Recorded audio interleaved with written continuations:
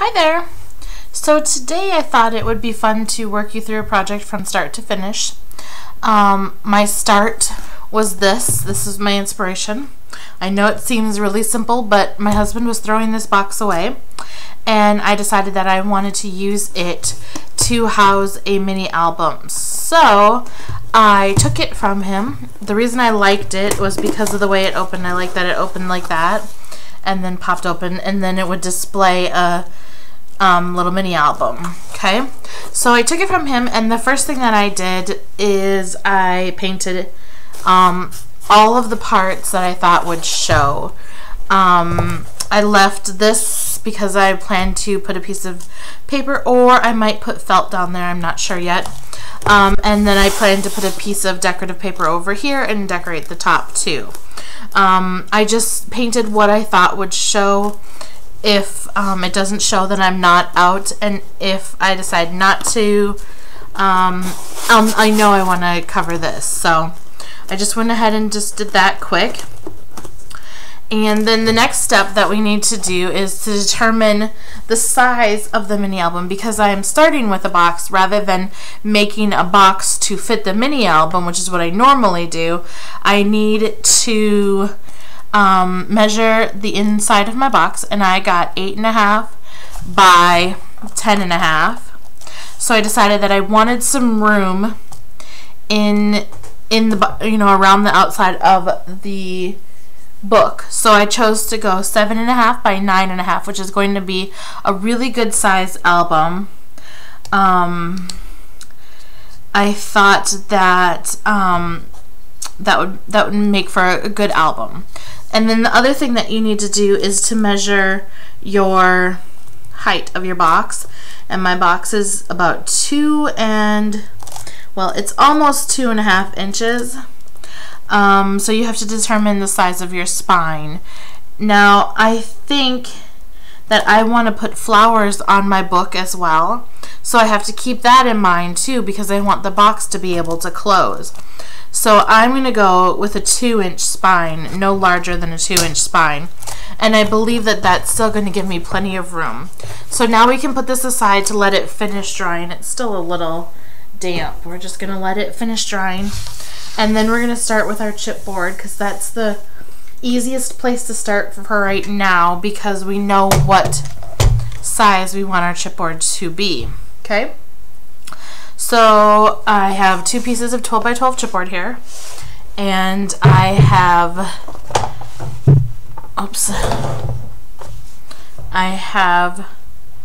marked my cutting guides, so I know exactly where I'm going to cut.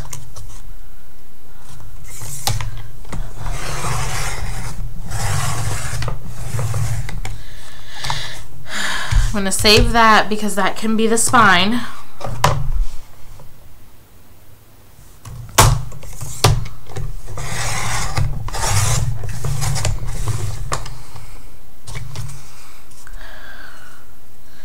I'll save that for later. So this is going to be about the finished size of my album, and that's a good size, especially for the kind of, I think that I'm going to make this a wedding album. So our next step, after we cut our, let's do this first.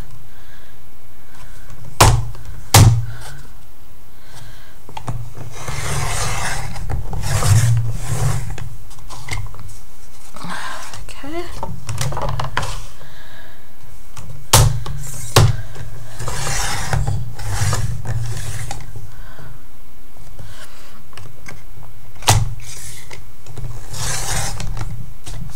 Okay. There we have our front and back covers. Okay. And then I'm going to go ahead and cut my spine to 2 inches.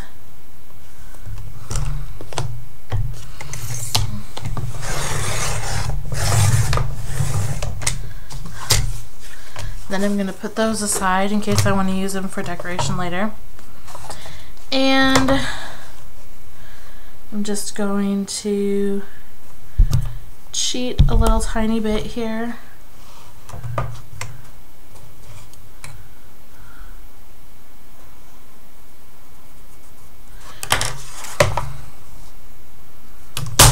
So to measure, I'm just going to line them up and mark. Then I'm going to toss that, and we have our spine. Okay. Then we're done with the chipboard cutter. So now we have the basics for our mini album. So now the next step then is to determine whether we want to have, oops, sorry about that, whether we want to have rings bind our mini album, or if we want to use something like Kathy Orta's hidden hinge system, or you know, how you want to hinge it. I think for me, I'm gonna go ahead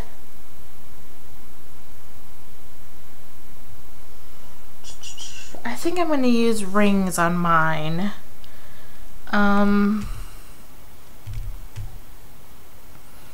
I really do like the way that the hidden hinge system works, but because I have a set spine, I think I'll have a harder time making it exactly, because I've always made my spine the size that I end up with the hinge. So I think what I'm gonna do is go ahead and use,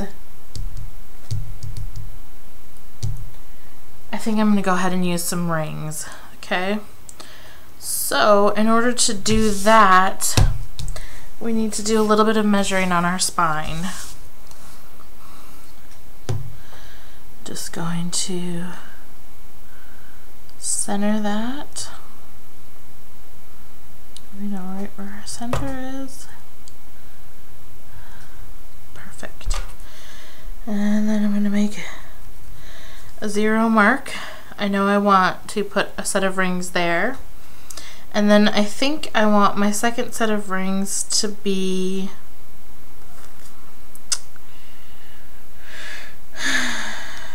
I'm going to go 1.25 inches from the bottom. So I'm going to go at 3.5.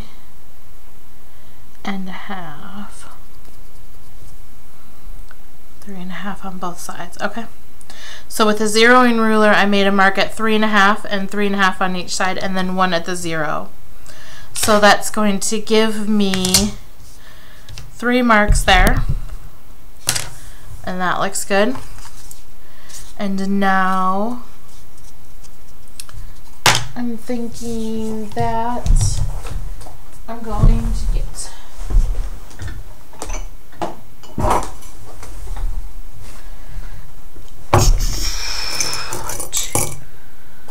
no.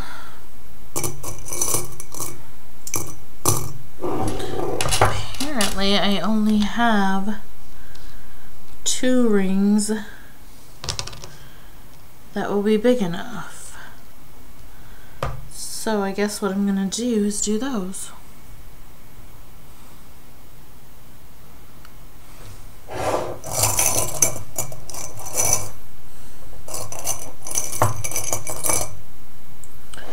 Yeah, I guess I only have 2 that will be big enough.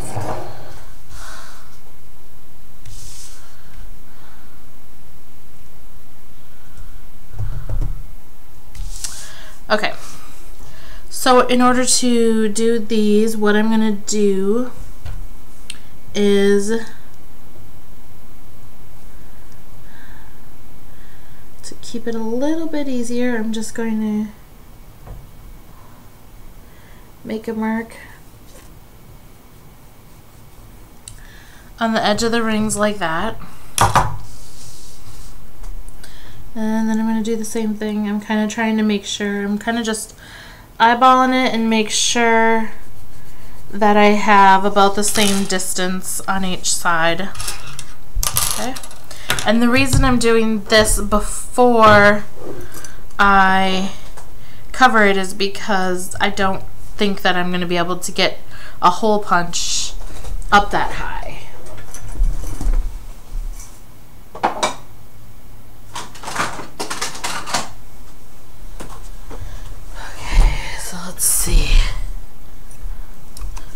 first thing I'm going to do is see, yep, it's not going to go up that high. So I'm going to punch a hole. What I'm doing is I'm actually going to draw some more lines because I want to get it straight. So I'm going to put my 0 mark on that, and I'm just going to draw a straight line across. I don't even need to 0 it, I guess. Just draw a straight line across, and that will give me that. You know what? Actually, I'm thinking since I'm going to move them up just a little bit because I don't have 3 of them, so I don't want them to be so far apart, I think. So I'm going to move them up just 1/4 of an inch, so I'm 1.5 inches away from the edges instead. Okay, so all I'm going to do now is redraw my line.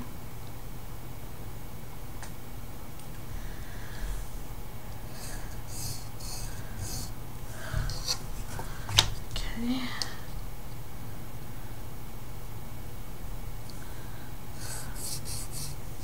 Alright. And now I'm just going to extend those ones there so I know right where to punch. And I'm going to punch right where those 2 intersect, right there. Okay, I'm just going to ignore the line on the bottom. So I don't know if you can see. No, you can't see.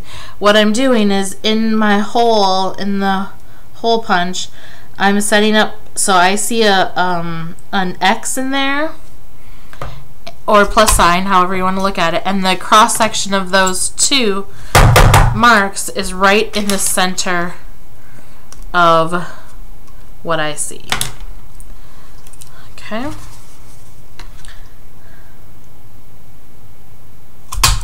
Another way to do it is once you do your first one, then you can set your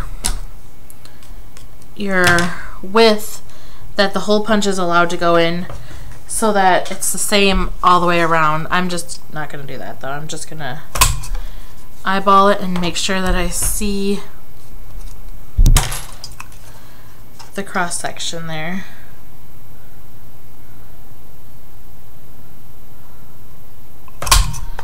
There we have it.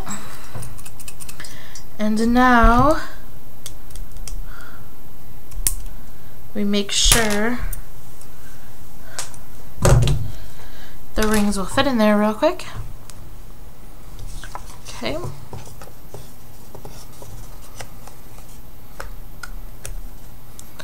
And they do. That's going to give me lots of room to add lots of papers too. Okay, so now, and every time I do this it'll be different, you know. You can do a lot of different things. There's lots of different ways to bind your book. I just didn't feel like doing a whole lot of math, so I'm kind of doing it the lazy way right now. But in the end, I like this way a lot. I really like the way that they look with the spine, with the hinge system, so that you just have a straight paper spine. But I'm not opposed to this way either. I like the end result. So now what we need to do is pick our papers. And the paper pad that I am using is this one. It's called the Primrose Stack. It is just gorgeous papers.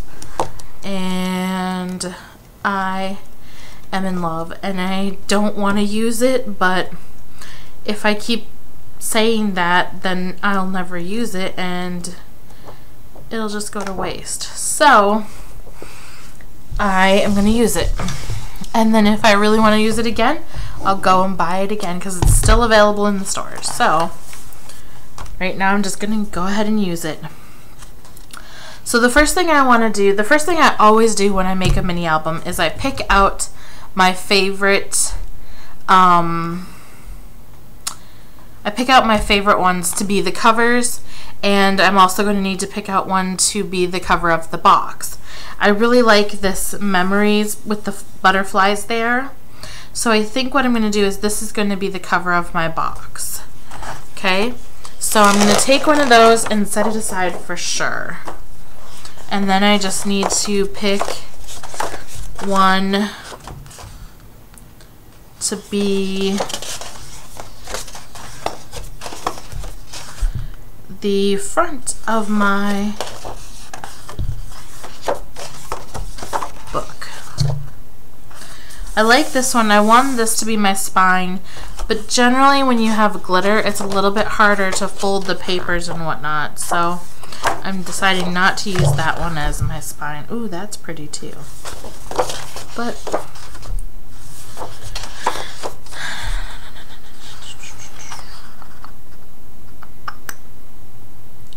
that would make for an interesting cover.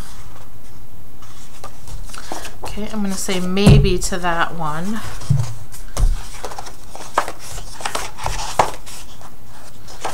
No, I'm going to put this one inside the box. I like that for the bottom.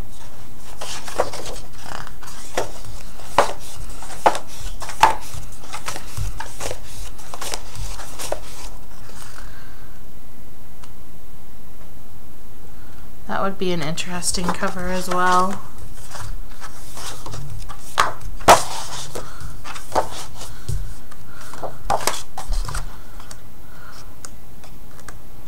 Alright, so I am between this one and this one, and I think I'll use, no, I think I'll use this one. I like this. It's pretty.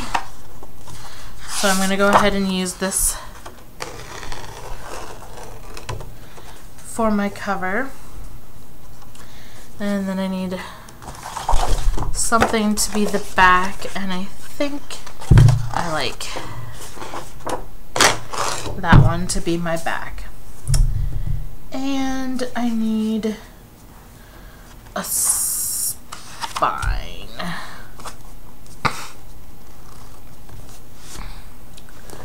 Actually, I wonder if I can do, if I make this one like that, and I put that there, then that can wrap around the front. Okay, so that's what I'm going to do. This is going to be my spine and my back cover, so it's going to completely wrap around. I like that. And there's no glitter on this page, so that is an added bonus as well. The other thing I noticed is it's not perforated there. Alrighty. I need my paper trimmer, which is